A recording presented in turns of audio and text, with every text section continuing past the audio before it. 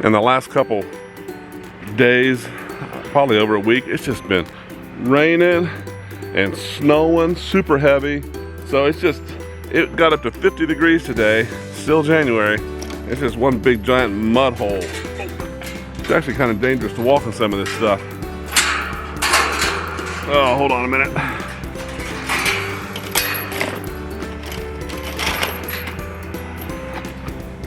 I'll be back in a minute to give you all some grub.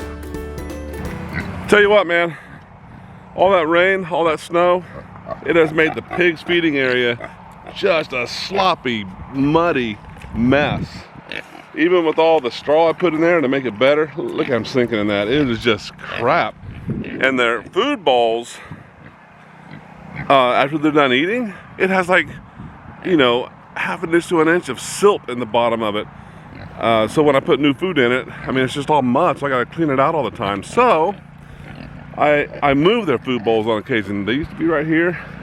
Now they're way, don't let me see it down there. I try to put them in less muddy spots so that they don't ruin their food dishes, man. Just insanity. So it's the same thing with the gilts. Their feeding area has become so muddy on this side that I have taken to just feeding them over on this side, which is less muddy. I hate it. Mud is just not cool. What English word keeps the same pronunciation even when you take away 4 of its 5 letters?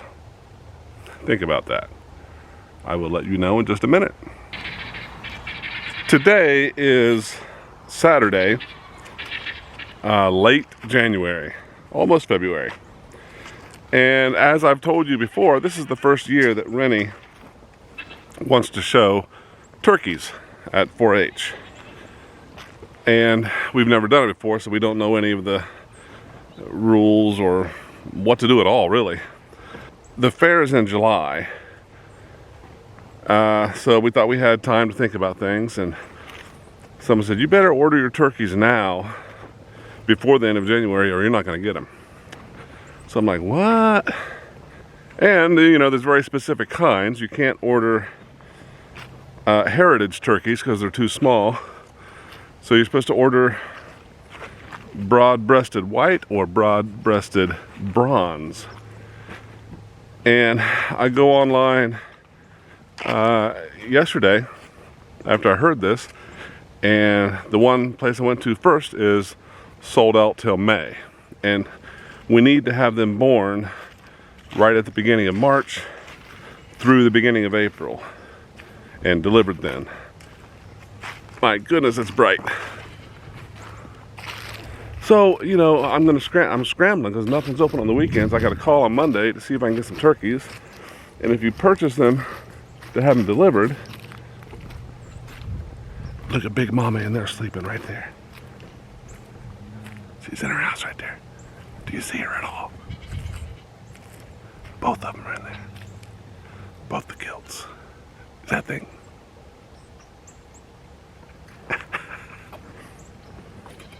I didn't even wake them up. That's pretty amazing. Where was I? So when you purchase them, oh, there's a deer way over there. I don't know if you can see it. Oh, I'm sorry. I was pointing wrong. It was through there. Where was I again? You have to purchase a minimum to have them shipped. Some of them are a minimum of 10. Some might be 8. And some as high as 20. So there's a lot of things to consider. You know, we don't want 1,000 turkeys running around here. But we are prepared to take on, you know, between 5 and 10. So I have to call Monday to see where we can get the turkeys. What kind to get. And, you know, some of them have free shipping. Some of them don't, so it can get kind of expensive. I'll let you know what happens, what we come up with, and what we get, if we can get any at all. It's just been kind of chaotic here, but I should know in a couple days. So I know when the cats are hungry because they always hang around the food bowls when I'm out in the barn. So they're doing that right now, so I'm going to feed them, and we'll see if I can pet Rocka. You ready?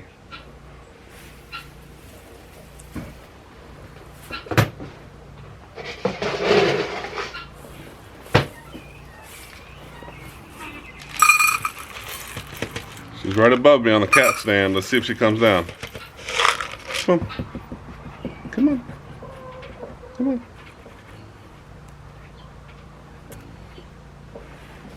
Well, maybe I was too optimistic on that one. And I don't want to touch her because I'm not wearing gloves. Are you okay? Oh.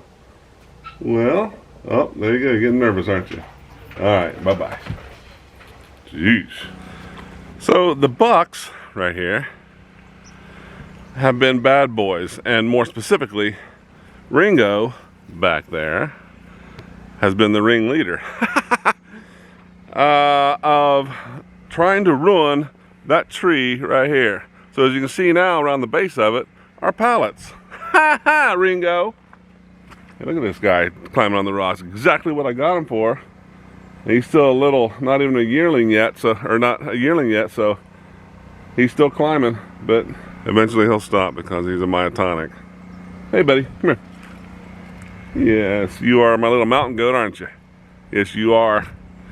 Anyway, had to put these pallets around here like I've done everywhere else because Ringo had found a way to break through this hardware cloth right here, down there. Do you see that? Break through, bend it up, and was eating the bark.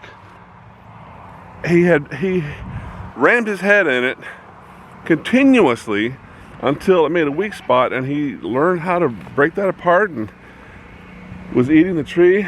I'll tell you what, animals, I've said this millions of times, they are stubborn. When they want something, they'll get it, or they will hurt themselves trying. Luke, what's up? Anyway, watch, she's gonna jump, There you go. Good, kitty. So they can't get to it anymore. So that's a win, because that tree right there produces a ton of shade in the summer. What's up there, buddy? Huh? Hey, you being a good boy? You being a good boy? You're all nice and furry for the winter, aren't you? Yes, you are. Yes, you are. Yes, you are. What's up, Dank?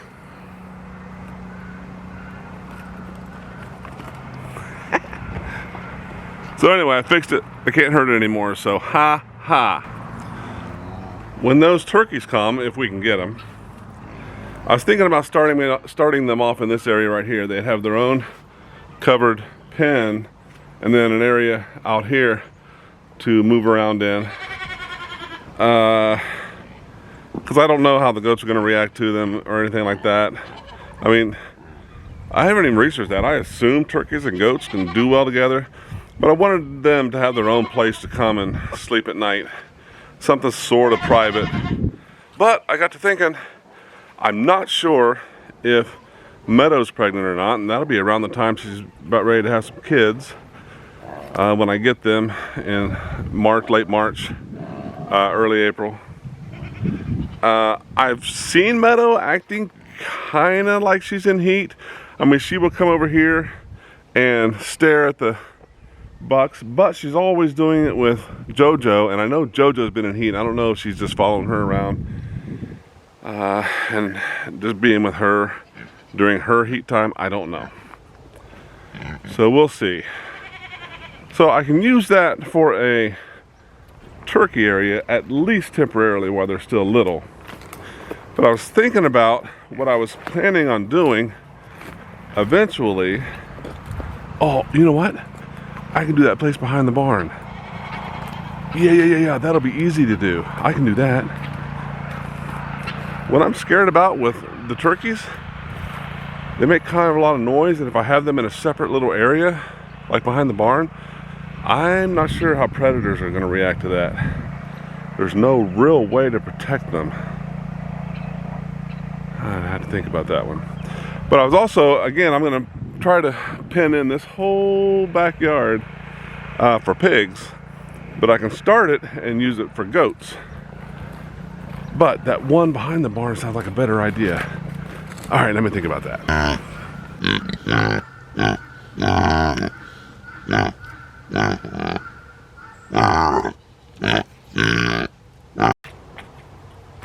on.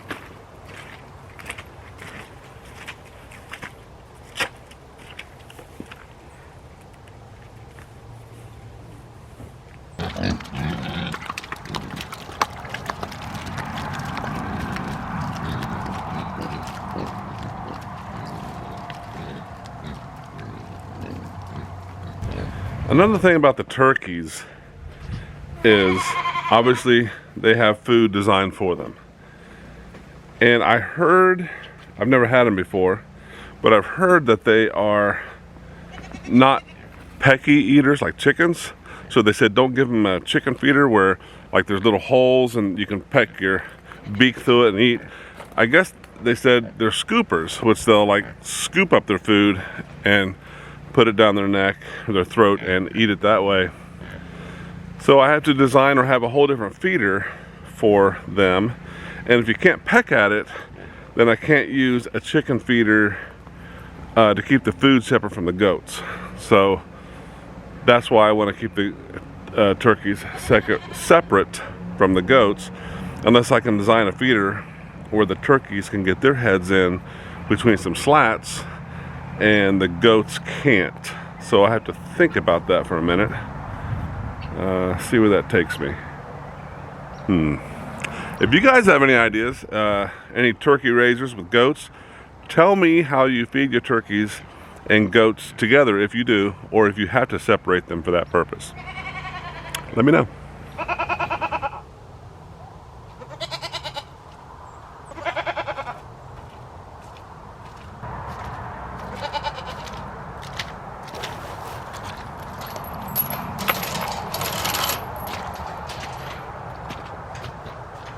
What's going on, bud? What's happening, huh? You guys hungry?